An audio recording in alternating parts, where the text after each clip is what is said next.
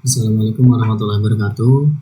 Perkenalkan, Mas Reza Pratama dari kelas 2D dengan NPM 257821109. Di sini saya akan melakukan hands-on yaitu dari mata kuliah jaringan komputer dari modul 17. Oke, tanpa berlama-lama kita langsung ke netakadnya. Di sini saya sudah membuka netakad. Nah, bagian saya yaitu 17.1. Oke. Di 17.1 ini perangkat dalam jaringan kecil, yang dimana 17.1.1 ini yaitu topologi jaringan kecil. Sebagian besar bisnis adalah usaha kecil, oleh karena itu tidak mengherankan jika sebagian besar jaringan bisnis juga berukuran kecil. Desain jaringan kecil biasanya sederhana, jumlah dan jenis perangkat yang disertakan jauh lebih sedikit dibandingkan dengan jaringan yang lebih besar. Sebagai contoh, perhatikan contoh jaringan usaha kecil yang ditunjukkan pada gambar. Nah, ini contoh jaringan topologi jaringan kecilnya. Jaringan kecil ini membutuhkan yang pertama router, switch, lalu dan titik akses nirkabel untuk menghubungkan pengguna berkabel dan nirkabel, telepon IP, printer, dan server. Jaringan kecil biasanya memiliki satu koneksi WAN yang disediakan oleh DSL, kabel, atau koneksi internet. Oke, langsung ke 17.1.2 yaitu pemilihan perangkat untuk jaringan kecil. Nah, tadi yang pertama yaitu ada topologi jaringan kecil. Yang kedua ini ada pemilihan perangkat untuk jaringan kecilnya. Seperti halnya jaringan besar, jaringan kecil juga membutuhkan perancangan dan desain untuk memenuhi kebutuhan pengguna.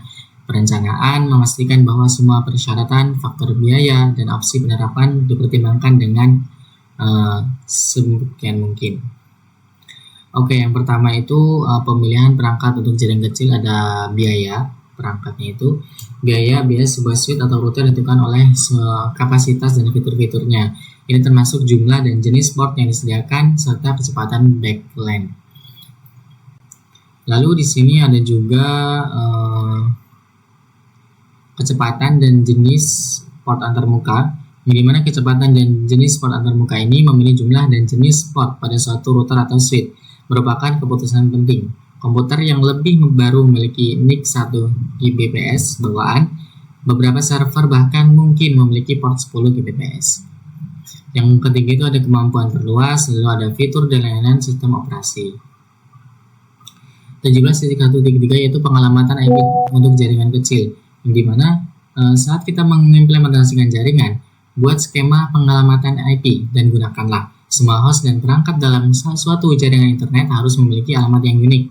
Perangkat yang akan berperan dalam skema pengalamatan IP meliputi hal berikut. Yang pertama itu ada perangkat pengguna akhir atau perangkat pengguna akhir sampai jumlah dan jenis koneksi, misalnya berkabel, nirkabel, atau dan akses jarak jauh.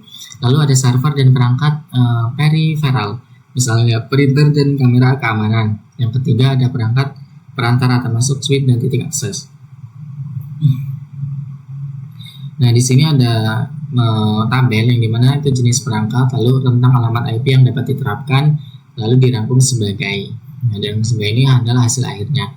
Yang pertama ada gerbang default atau router, yang dimana ada 192.168x. Pokoknya ini ada jenis perangkat tentang alamat IP yang ditetapkan dan dirangkum sebagai. Itu hasilnya. Oke, ke 17.1.4 ini yaitu redundansi dalam jaringan kecil. Aspek penting lainnya dalam desain jaringan adalah keandalan.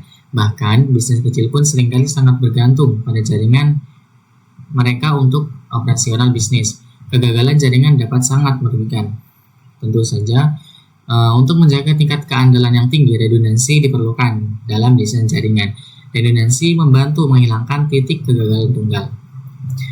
Ada banyak sekali cara untuk mencapai redundansi dalam jaringan. Redundansi dapat dicapai dengan memasang perangkat duplikat, tetapi juga dapat dicapai dengan penyediaan tautan jaringan duplikat untuk area kritis, seperti yang ditunjukkan pada gambar ini.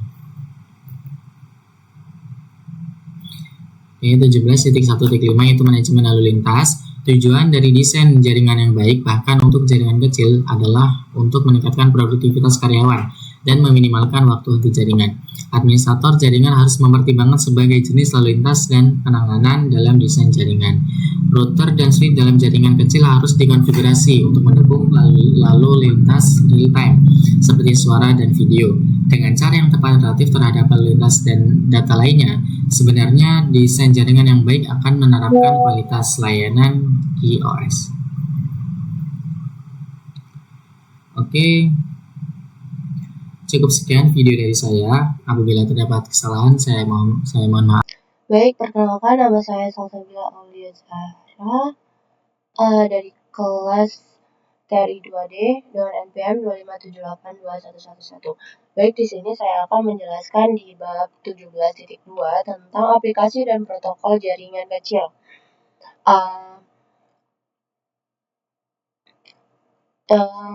Jaringan hanya akan pada 17.2.1 tentang aplikasi umum, jaringan hanya akan berguna jika ada aplikasi yang memanfaatkannya.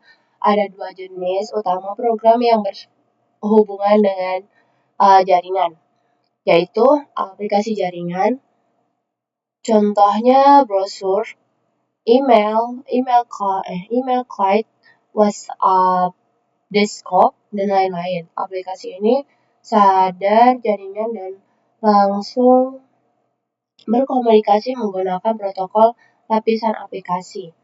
Lalu yang kedua ada layanan lapisan aplikasi, yaitu ini berjalan di background. Contohnya web server, DNS server, DHCP server, file sharing server, dan lain-lain. Lalu di 17.2.2 tentang protokol umum, protokol ini bahasa yang digunakan perangkat untuk berkomunikasi tanpa protokol yang sama. Perangkat tidak bisa saling mengerti. Akses jarak jauh,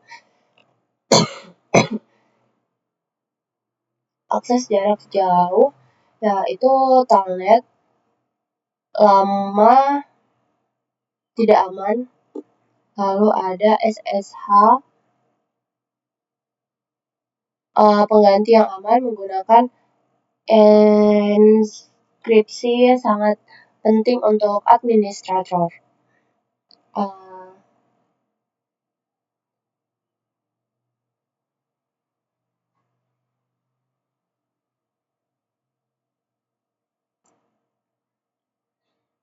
Server jaringan umum dan protokolnya, yaitu ada server web, server email, server FTP, server DHCP, dan server DNS. Lalu 17.2.3 tentang aplikasi suara dan video. Di era sekarang, komunikasi suara dan video semakin penting. Ada Zoom, Microsoft Teams, ada Google Meet, dan lain-lain. Keunggulannya, hemat biaya telepon, mendukung kerja remote, real-time collaboration. Tentang teknis, membutuhkan bandwidth yang cukup, sensitif terhadap latensi atau delay, dan jitter, perlu quality of service di jaringan agar suara dan video tidak putus-putus.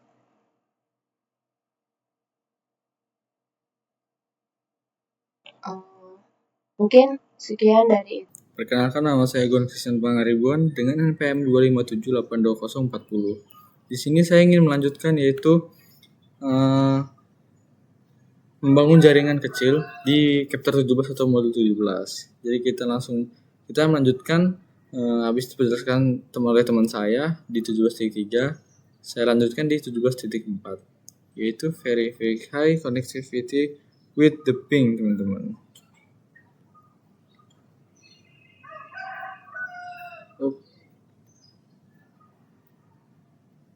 Teman-teman.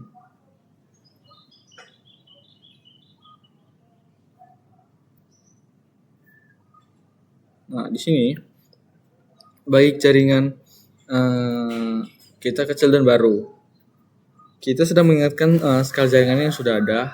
kita selalu ingin dapat memverifikasi bahwa komponen kita terhubung dengan benar. Seperti itu. Di sini ada sebagai contoh, anggaplah PC A melakukan phishing ke PC B yang ditunjukkan pada gambar. Di sini kan tentang verifikasi konektivitas dengan ping, teman-teman. Nah, ini pingnya, ping si IP-nya teman-teman, IP sumber dan tujuan. Lalu kita langsung masuk ke 17.4.2, ping yang diperpanjang. Jadi perintah ping standar menggunakan alamat IP dari antarmuka yang paling dekat dengan jaringan tujuan sebagai sumber ping. Nah, si alamat IP sumber dari perintah ping 10.1.10 pada R1 atau router 1, dia adalah alamat IP antarmuka J/0/0/0, yaitu 209.65.200.225 seperti yang diilustrasikan ini. Nah, jadi Cisco menawarkan mode diperluas untuk perintah ping. Metode ini memungkinkan pengguna untuk membuat jenis ping khusus dengan menyesuaikan parameter yang terkait dengan perintahnya, teman-teman. Nah, kalau yang ini seperti diilustrasikan ini, dia alamat IP sumber dari perintah ping yang diperluas pada router 1. Dapat dikonfigurasi untuk menggunakan alamat IP. Kita lihat di 17.4.3, yaitu melakukan verifikasi konektivitas dengan tracer root. Nah, perintah ping dia berguna untuk menentukan dengan cepat apakah ada masalah konektivitas layer 3. Namun perintah ini tidak dapat mengidentifikasi di mana letak masalah tersebut. Ini perintah pelacakan Windows dan Cisco iOS. Jadi ini jejak dari iOS Windows-nya. Kita tracer, lalu kita di sini jejak dari data router Cisco iOS-nya di tracer root juga. Lalu kita ke 17.4.4, tracer root yang diperluas. Seperti halnya perintah ping yang diperluas, di sini juga terdapat juga teman-teman, yaitu tracer root yang diperluas. Perintah ini memungkinkan si administratornya untuk menyesuaikan parameter yang terkait dengan operasi perintah.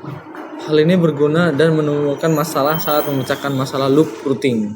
Nah, di sini perintah tracernya Windows memungkinkan input beberapa parameter ya, teman-teman.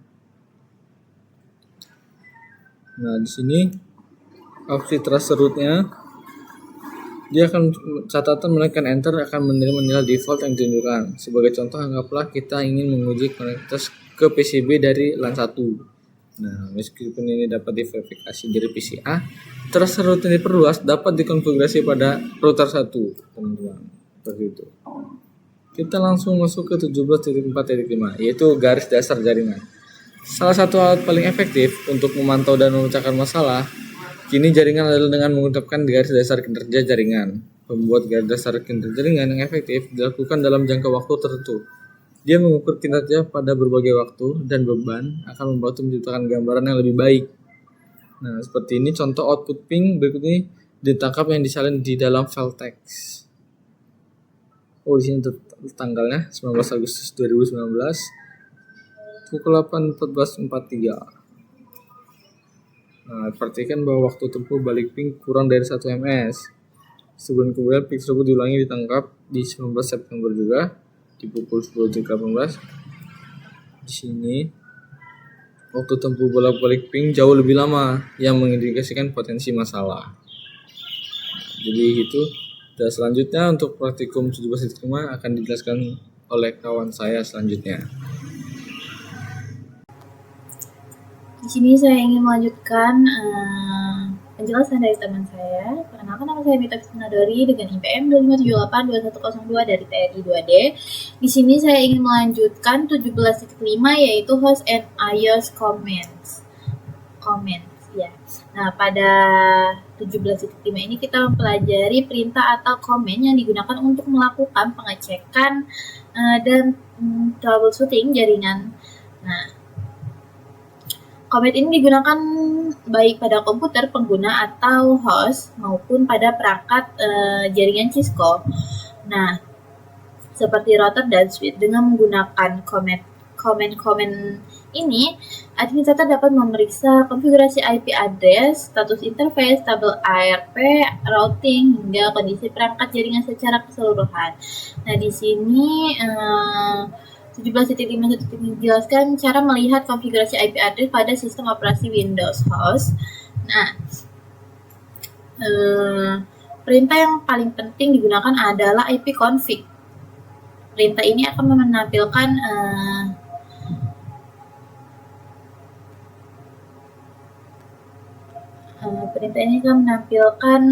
informasi penting seperti alamat IP, subnet mask, dan default gateway. Jika kita ingin melihat informasi yang lebih lengkap, kita dapat menggunakan ipconfig atau AL.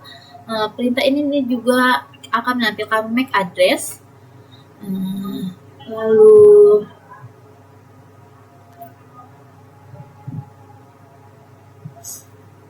DNS server, DHCP server, dan informasi jaringan lainnya. Selain itu, terdapat perintah ipconfig rails untuk melepaskan alamat IP yang diperoleh dari DHCP. Kemudian ipconfig renew untuk meminta alamat IP baru dari DHCP server. Sedangkan perintah ipconfig displays digunakan untuk melihat daftar change DNS yang tersimpan pada komputer. Semua perintah ini sangat membantu ketika kita ingin mengecek atau memperbaiki masalah koneksi jaringan pada komputer Windows. Lalu 17.5.2 di sini ada configuration on a Linux host. Pengecekan konfigurasi jaringan dapat dilakukan penggunaan perintah ipconfig. Nah, ini perintah ini digunakan untuk melihat informasi interface seperti IP address, subnet mask, MAC address, serta status interface apakah sedang aktif atau tidak. Selain itu, terdapat juga perintah IP address atau IP adder yang memiliki fungsi serupa, bahkan lebih modern dibandingkan ipconfig. Perintah ini juga dapat digunakan untuk menambahkan maupun menghapus alamat IP pada interface jaringan. Jika alamat administrator Linux biasanya menggunakan kedua perintah tersebut untuk melakukan pengecekan maupun konfigurasi jaringan. Lalu ada 17.5.3 IP configuration Mac OS host. Nah, konfigurasi jaringan dapat dilihat melalui menu network preference.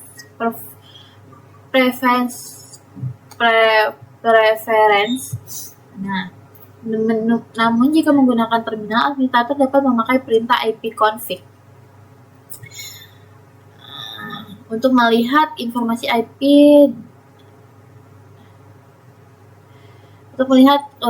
informasi IP address dan status interface jaringan. Selain itu, terdapat network setup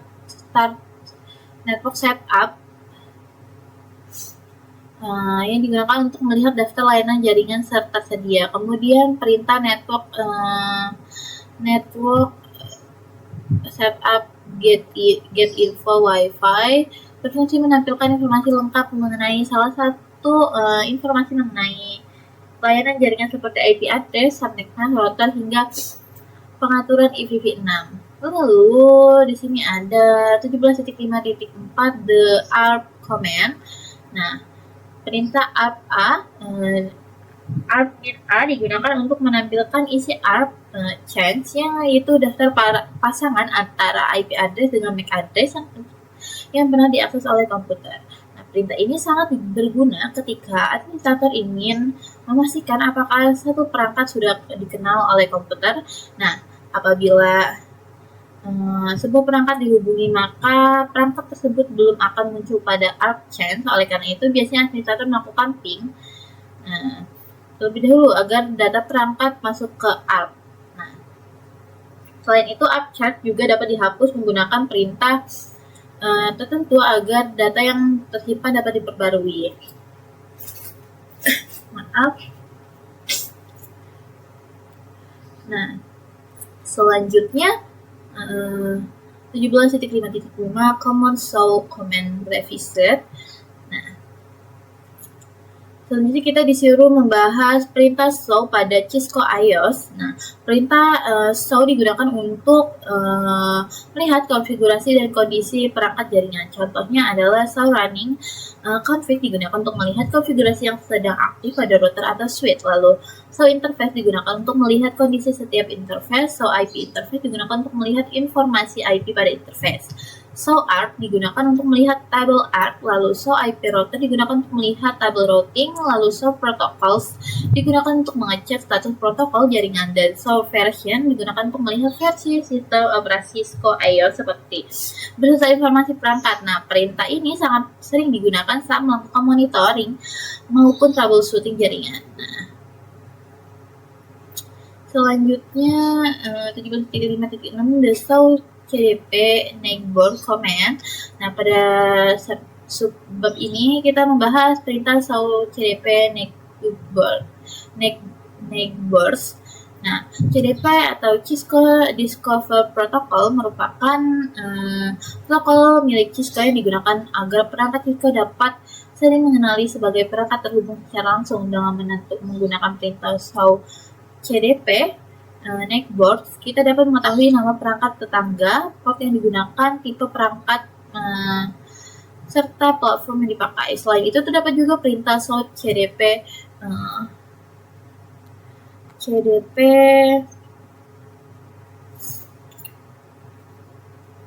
Neckboard detail yang memberikan informasi lebih lengkap termasuk IP dan perangkat tetangga. Walaupun sangat membantu dalam proses troubleshooting, CDP juga memiliki risiko keamanan karena dapat memberikan informasi mengenai jaringan kepada pihak yang tidak berwenang. Oleh karena itu, CDP sebaiknya hanya diaktifkan pada koneksi antar perangkat jaringan Cisco dan dinonaktifkan pada port yang telah terhubung ke pengguna. Lalu selanjutnya, the show IP interface brief command.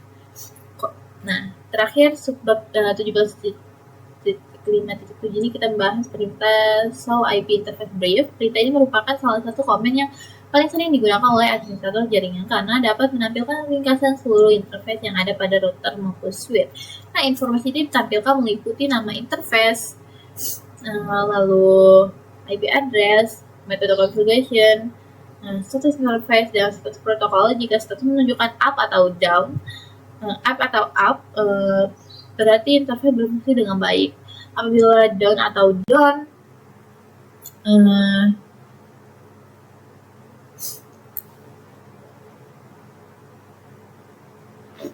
biasanya tidak ada kabel yang terhubung atau perangkat tujuan sedang mati.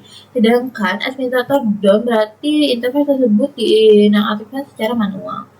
Nah, menggunakan perintah shutdown dengan melihat hasil dari perintah ini, administrator dapat lebih cepat melihat kondisi setiap interface tanpa harus memeriksa satu persatu. Mungkin itu saja yang dapat saya jelaskan. Selanjutnya akan dijelaskan oleh teman saya. Teman-teman, perkenalkan nama saya Nandari Hamadi dengan NPM 2578-2032. Sini saya akan menyelesaikan bagian saya, yaitu pada modul 16 pembangunan jaringan kecil, dan saya berada di 17.6, yaitu metodologi pemecahan masalah. Nah, di sini kita akan langsung mulai. Di 17.6.1 pendekatan pemecahan masalah dasar. Jadi teman-teman, ini adalah bagian penting dari pemecahan masalah ya. Ada banyak cara untuk memecahkan masalah jaringan. Jadi topik ini merinci proses pemecahan masalah struktur yang dapat membantu agar menjadi administrator jaringan yang lebih baik. Topik ini menyediakan beberapa perintah lagi untuk membantu Anda menyelesaikan masalah. Jadi kita itu bisa mendapat solusi dari perintah-perintah yang diberikan di sini, seperti itu. Oke, kita lanjut di 17.2.6.2, selesaikan atau ekskalasi. Dalam beberapa situasi, teman-teman, memungkinkan untuk menyelesaikan masalah secara langsung. Masalah harus ditindaklanjuti ke tingkat yang lebih tinggi. Nah, sebagai contoh, setelah melakukan pemecahan masalah, teknisi menyimpulkan bahwa modul router perlu diganti. Masalah ini harus diteruskan ke tingkat yang lebih tinggi untuk mendapatkan persetujuan manajer. Lalu, manajer mungkin perlu meneruskan masalah ini karena mungkin memerlukan persetujuan dari Departemen Keuangan sebelum modul baru dapat dibeli. Seperti itu. Oke, kita lanjut di 17.6.3 perintah debug. Nah, seperti ini ya. Jadi semua perintah debug itu dimasuki dalam mode XC istimewa Cisco iOS, memungkinkan untuk mempersempit output debug agar hanya mencakup fitur atau subfitur yang relevan. Ada debug IP cam, lalu debug IP no debug IP cam, lalu undebug all. Nah, saat menggunakan itu berhati-hatilah. Beberapa debug, perintah seperti debug all dan debug IP paket menghasilkan banyak output dan banyak menggunakan sebagian besar sumber daya sistem. Router bisa menjadi sangat sibuk menampilkan pesan debug sehingga tidak memiliki cukup daya memprosesan untuk melakukan fungsi jaringannya, atau bahkan mendengarkan perintah untuk memastikan debugging. Karena alasan ini, menggunakan opsi perintah ini tidak disarankan dan harus dihindari. Di sini kita lanjut 17.6.4, perintah monitor terminal. Koneksi untuk memberikan akses ke antarmuka baris perintah iOS dapat dibuat dengan dua cara berikut. Ada yang secara lokal, yaitu koneksi lokal memerlukan akses fisik ke port konsol. Router switch menggunakan kabel rollover. Dari jarak jauh, koneksi jarak jauh memerlukan penggunaan telnet atau SSH untuk membuat koneksi ke perangkat yang dikonfigurasi IP. Lalu pesan iOS, nah ini ya, pesan iOS. Jadi catatan teman-teman, tujuan dari perintah debug adalah untuk menangkap output langsung dalam waktu singkat, misalnya beberapa detik hingga sekitar 1 menit.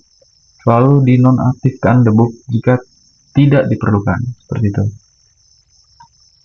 Mungkin Nama saya Salim Syarif Stompul dengan NPM 2578253 dari kelas 2B.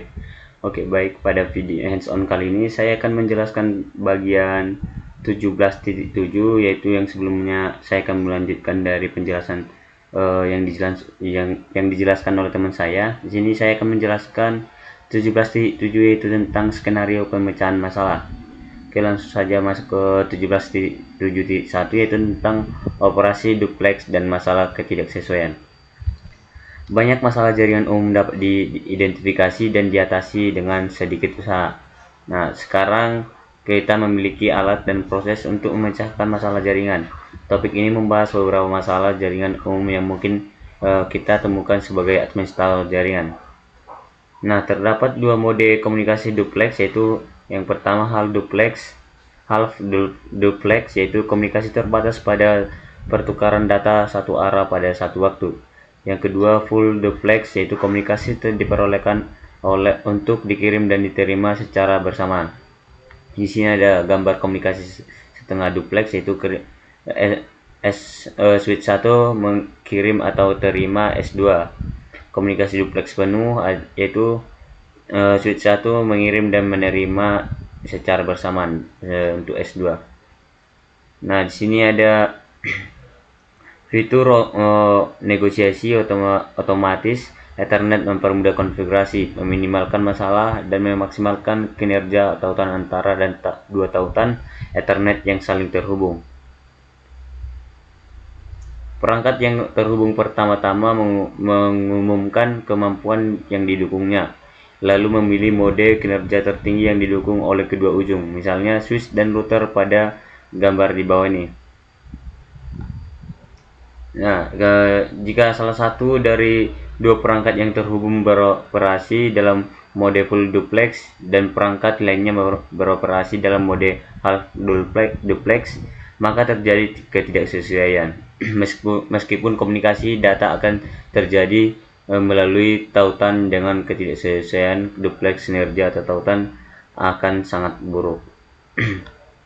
Kita masuk yang ke 17.7.2 yaitu tentang masalah pengalamatan IP pada perangkat iOS.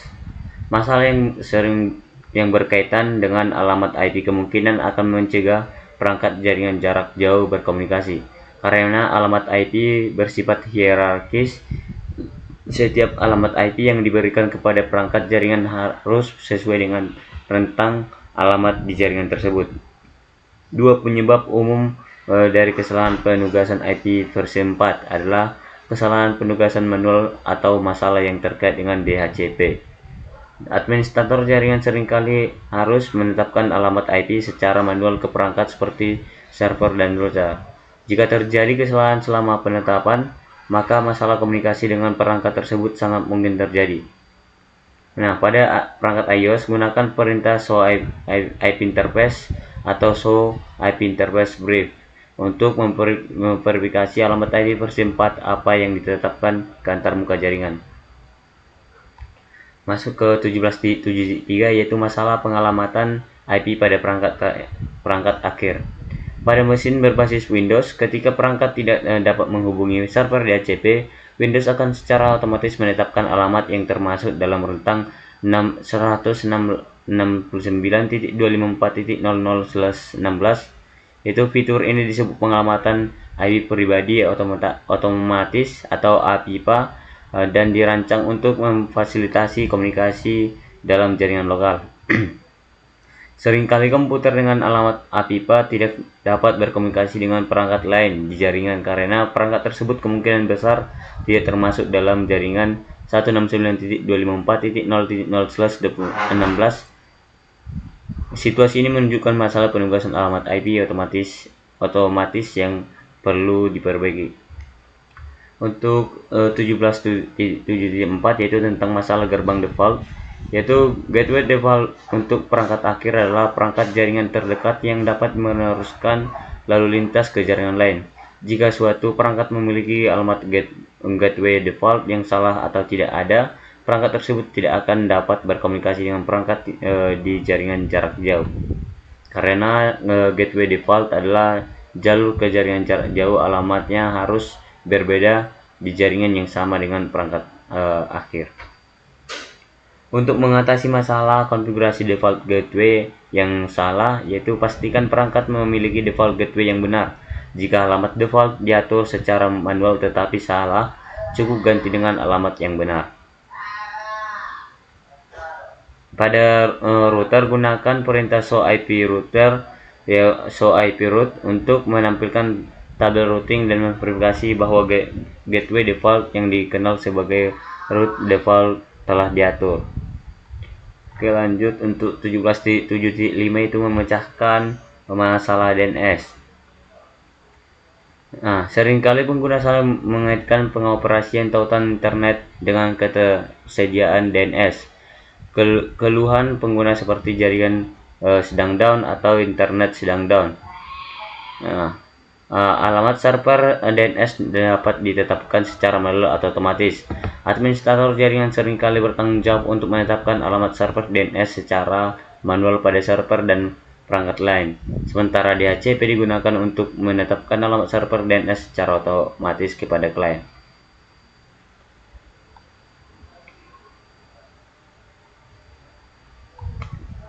Oke, perintah nslookup adalah alat pemecahan masalah DNS berguna lainnya untuk PC.